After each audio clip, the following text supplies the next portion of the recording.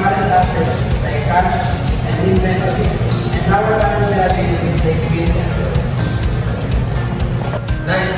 Sino bang may question about sa working capital?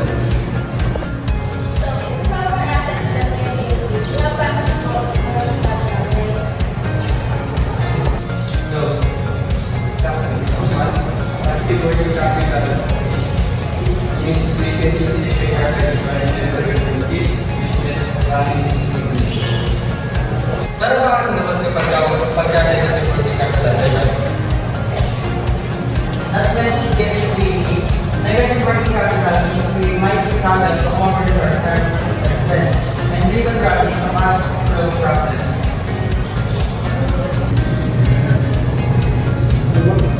Should we have paid for a lot of extra working capital? So, what's your thoughts about that? Not too much. If we have too much working capital, it might mean we're not using our resources efficiently. It's better to invest the extra cash back into the business or growth opportunities. Para sa akin, pag meron kang extra cash, mas madali kang makakuha ng opportunities at saka mga resources na mas mabilis dahil meron kang mas makasya. Exactly. Healthy working capital as flexible and ready for everything. Makes sense. So, it's all about balance na kailangan natin to cover our costs.